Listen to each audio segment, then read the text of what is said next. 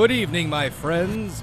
You are interested in the mysterious, the unknown, the unexplainable.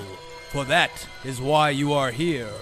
Now, for the first time, we are bringing you the full untold history, the events that we are bringing to you to demonstrate, beyond any doubt, the existence of the supernatural, the paranormal. Yes, my friends, are your hearts ready for the mysterious unknown to be revealed?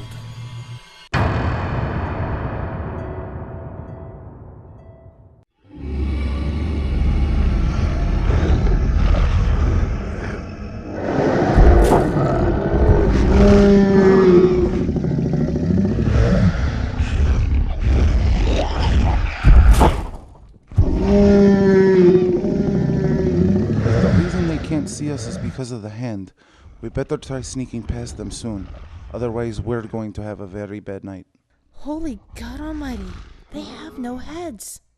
How are they making noises? Here they come. Hold on, Pix! Harry, take Rock. You know what to do. Brilliant, old man, brilliant! Make haste! I think I can speak for all of us when I say that was a close call. Shut up, kid. Keep running!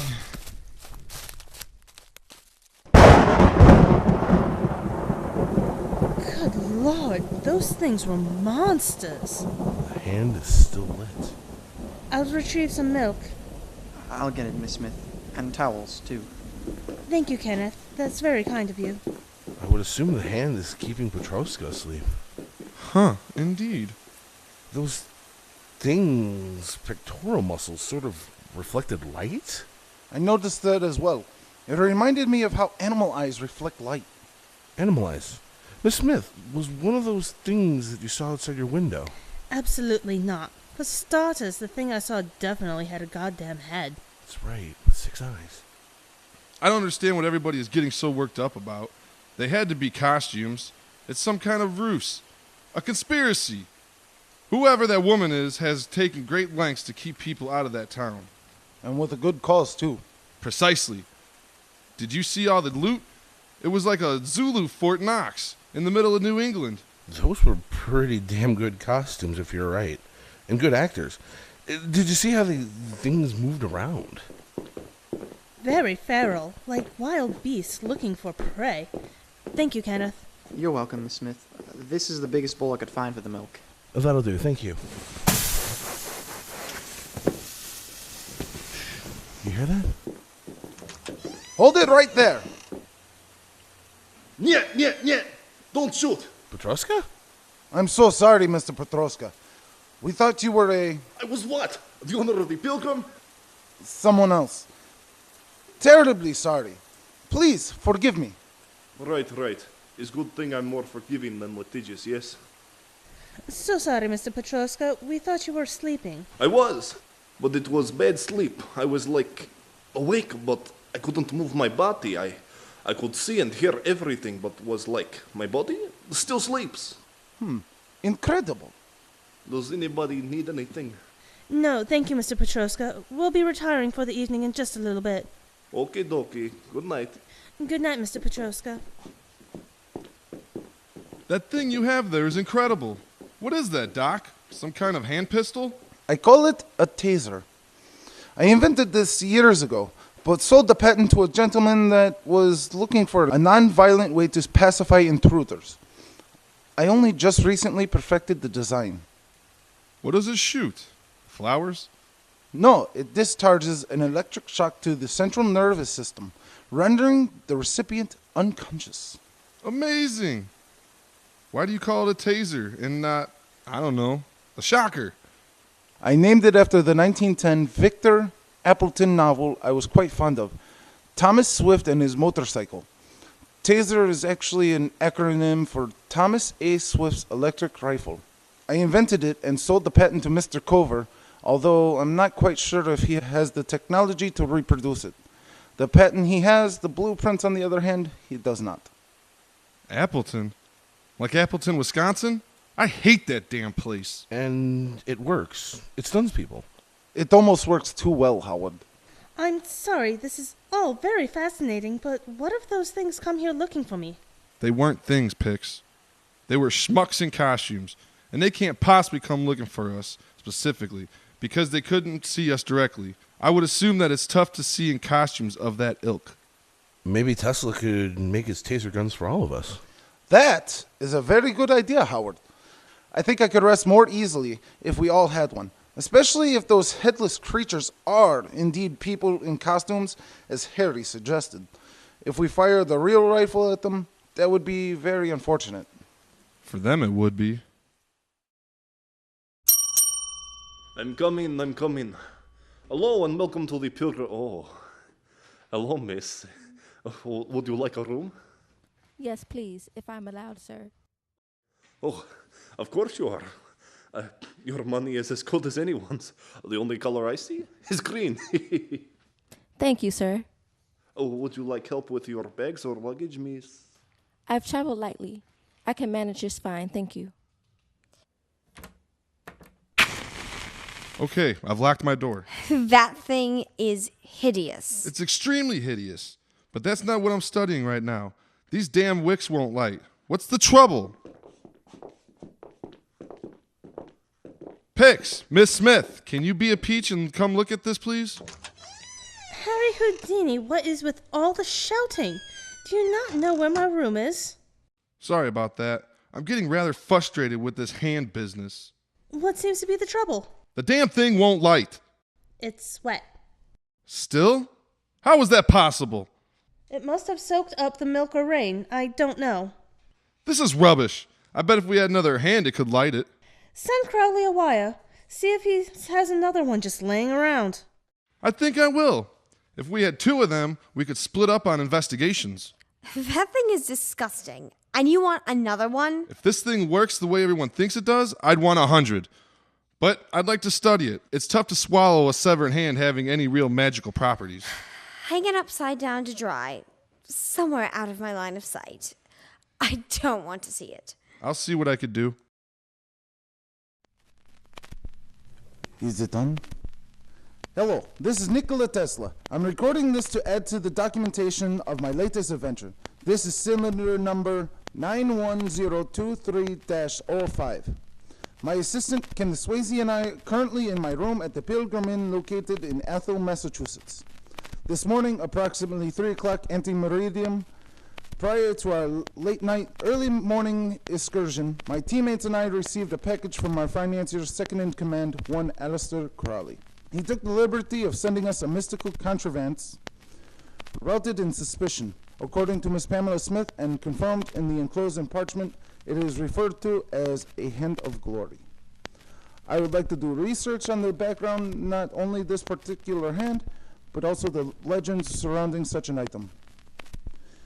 And after which, the party, Harry Houdini, Howard Lovecraft, Pamela Smith, my assistant Kenneth Swayze, and myself, started our second trek into the seemingly derelict town of Aylesbury. We revisited the same house that both Kenneth and Mrs. Houdini conducted their preliminary reconnaissance during the team's first investigation, confirming that they documented the entire house ceiling to floor was completely covered with handwritten prayers and sigils of protection, along with a kind of mandala, which subsequently was in the exact shape of the town Aylesbury. This is the second item of interest to me. Why is this town in the shape of a mandala, or is it just a map to the town itself? More information to come. Did we get it? Can you please play it back? Excellent. The room was completely gilded in precious metal. Gold, silver, ivory, diamonds, and other minerals indigenous to Africa. Whether or not the rest of the group realized this or not is unbeknownst to me. This illusion was reinforced by the numerous amounts of African protection symbols present on the Hill House walls. Somehow I feel that this is going to be the key. After which we exited the house and found ourselves held down by creatures, what seemed to most of us to be headless. They had much more girth than the classic Dullahan from Celtic lore, or at least from the descriptions in the mythologies and legends. Furthermore, the chest seemed to reflect light very unearthedly, almost if the light was being reflected off something deeper within the chest. They growled and running around like animals. The jury is still out on whether or not the hand actually kept us from being seen. Houdini seems to think that they were, in fact, people in costumes. And if that were the case, then it would have been hard to see us in the outfits fashioned to appear headless. Which, in my personal opinion, is much easier to fathom. Now, the more peculiar events have conspired since our arrival would be the creature that Pamela Smith saw a few nights ago. Even though she did not get a clear look at this creature, the silhouette alone already displayed several different characteristics which, when compared to the creature we witnessed last night. According to her minimal description she acquired, her creature not only had a head, but several eyes as well.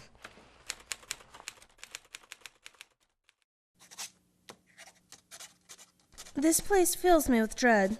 There's certainly something perverted about this place, like walking on thin ice or holding onto one end of a hot fire poker as you watch the orange glow travel up to your grasping hand. The only thing I can think of is how an interior scene of a stage play feels. No matter how realistic it is made to look, there are always people on the other side of the canvas wall, working on something, selling the magic, and if they fail, the wall will not be able to hold them. It's becoming quite obvious that the house on the hill is where the great white hunter lived. If he found all that treasure in Africa on his last expedition, and he came to this remote town for its reclusive location, could it be more believable that maybe his acquisition of such vast treasure wasn't found, maybe stolen? It certainly would make more sense to go into hiding after such an event. It makes even more sense to scare people off, outsiders, to keep them from discovering the truth. Seems dry now. Yes! Yes! Now it is time to see how magical this thing really is. Wait until the rest of them get a load of this hand of hooey. See, Mrs. Houdini? There ain't nothing to it. Probably just made of wax. Bess? Must have been exhausted. That's okay. I'll go check out the locked doors and show the others then. I'll check the other ones then.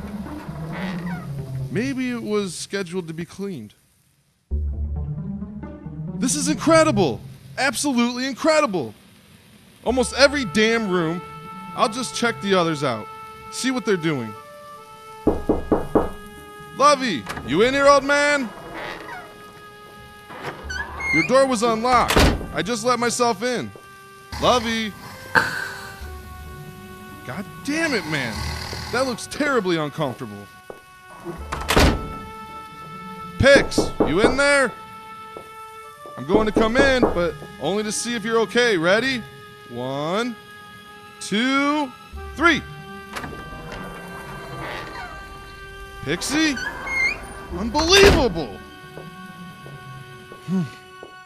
Might as well try this one. Hello, hello! This isn't one of our rooms. Hello? Sorry to bother you. Your door was open. Just wanted to make sure everything was alright. Hey, what the hell is this? Lovecraft, are you awake? Of course I'm awake. It's the beginning of the evening. Right. I need to show everyone something.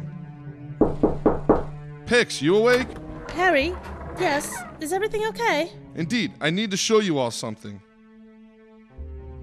Tesla, you and Kenny in here? Are you alright? Yeah. I need everyone straight away. What seems to be the trouble, Enric? It's the queerest thing. Before you all get mad, I just want to say I'm sorry. Or? You were playing with the hand, weren't you? Indeed I was. I really didn't think it worked, but I'm starting to think I may have been wrong. First off, I lit without thinking that everyone in place would knock off. I started off by checking most of the doors, and then they all opened.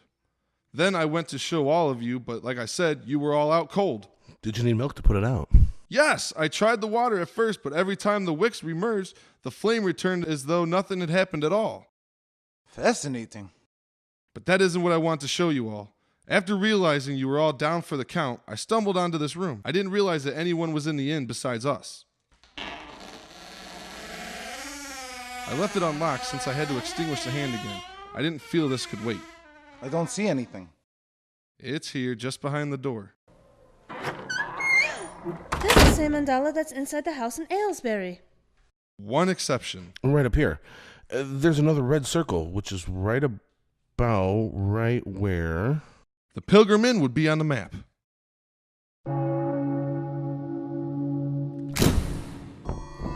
My friends, do not let your eyes see, nor your ears hear, that which you cannot account for. These historic events are designed to help you to be prepared for the thrilling, relentless exploration into the unexplained. Join us next week when the mysterious unknown is revealed.